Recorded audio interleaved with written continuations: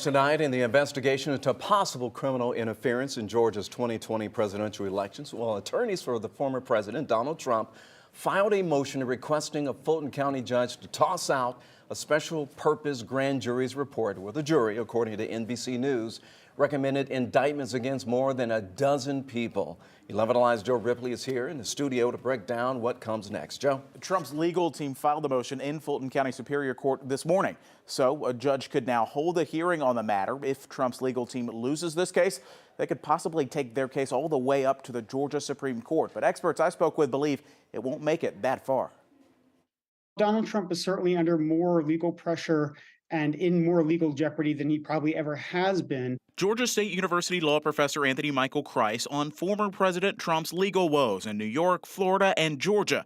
Kreis believes the latest development by the Trump legal team will go nowhere. The motion filed Monday morning in Fulton County Superior Court calls for 4 items: that the special grand jury's report is revoked, any evidence the special grand jury found cannot be used, the Fulton County DA's office be disqualified from further investigation or prosecution, and to have a judge who did not preside over the special grand jury to hold the hearing for the motion. Part of a defense strategy oftentimes is to lob bombs.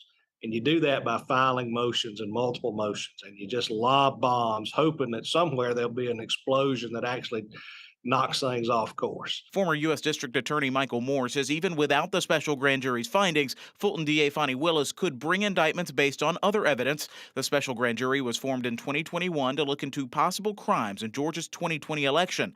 Trump's attorneys argue the process was flawed and unconstitutional. It's really just an attempt to discredit the investigation, to discredit the evidence that has been unearthed before we even get a full knowledge of what evidence is out there and what charges might come about. We reached out but did not hear back from Trump's legal team. We also reached out to the Fulton County District Attorney's office.